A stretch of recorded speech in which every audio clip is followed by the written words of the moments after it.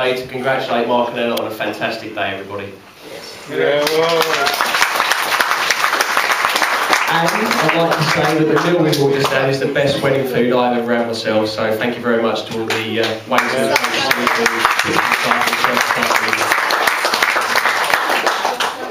Right, into the speech. Now, I've got to be honest with you all, I'm a little bit nervous about doing this speech because, let's be honest, the best man's speech is probably the highlight of the wedding for most people, is it not?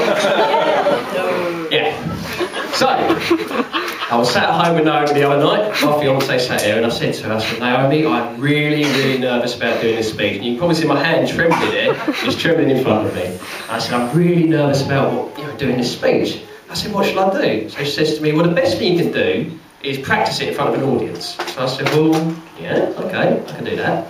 So what I did was I went to the old people's home. There's one at the end of my mum and dad's road, which is convenient for in a few years' time. And I said to the manager, I said, listen, I've got this wedding coming up. Is there any chance that I can practice my speech in front of a brilliant clients? He said, yeah, not a problem. If you come down on the Thursday before the wedding, and I'm still shaking, I can feel my hand trembling. If you could hold that in front of me 1 second. Thank you. I'm going to sit down for a minute. Just in there. If you come down on the Thursday before the wedding, and we'll sort you out about 30 or so of our clients for you. So I said, yeah, pretty good, I'll do that.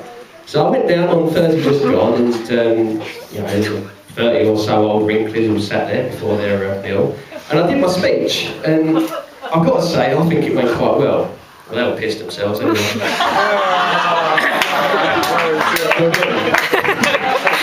Anyway, I know Mark's already mentioned the bridesmaids, but I personally would like to say that Zoe, Ruth and Lucy looked absolutely beautiful today, girls. You look really nice.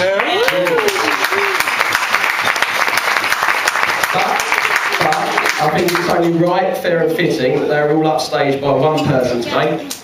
Ella, you look stunning. Really stunning. Really stunning.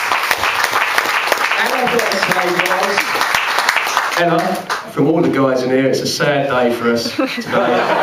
A really sad day that a beautiful girl like you is finally, Mark, taken off the market. A really sad day for us. And Mark, I think I speak on behalf of all the girls that today is just another day.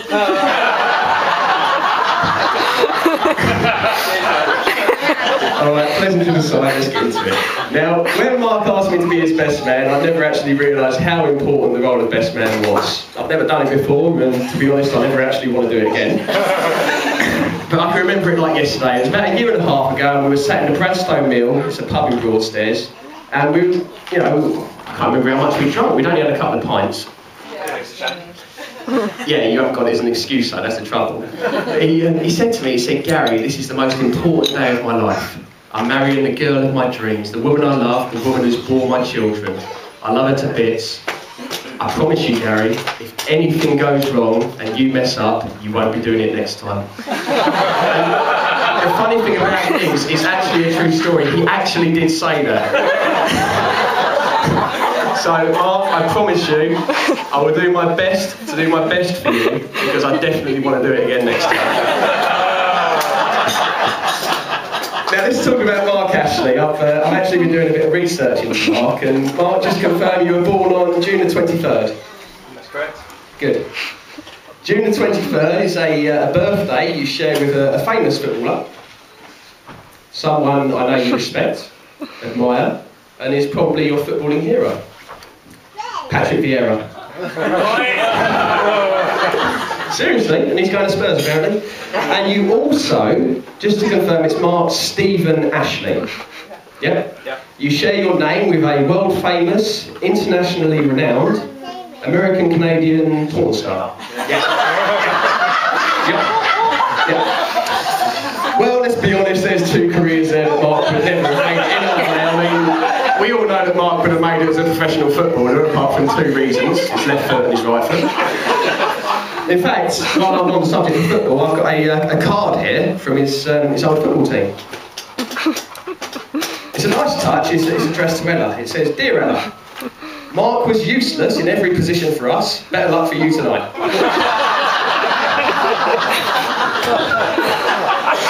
I've got to say, I was actually having a chat with Liz before the speech today, and she said to me, she says, Ella, when she was a baby, was never happier than when she had her dummy with her. Well, old habits die hard. Before I finish, there's someone else in here I'd like to quickly make reference to. Someone without whom physically Mark wouldn't be here, and financially none of you guys would either. This person is 80 years old tomorrow, and he is our granddad, and from your children, your grandchildren, and your great-grandchildren, happy birthday, granddad, and have a really good day tomorrow.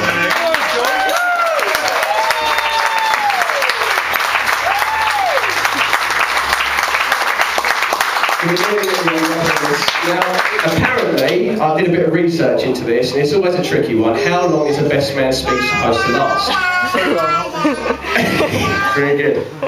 Well, I did ask about, I did a bit of research on the internet, and apparently it's supposed to last about as long as the best man thinks the groom will last in the bedroom on the evening of his wedding, so I apologise for overrunning ever so slightly.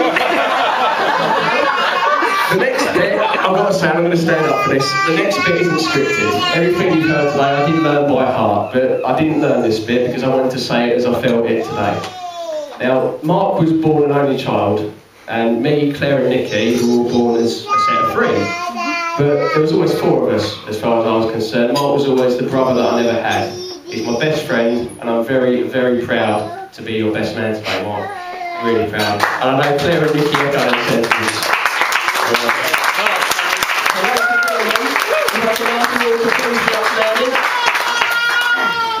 I'd like to present to you and toast the new Mr. and Mrs. Ash.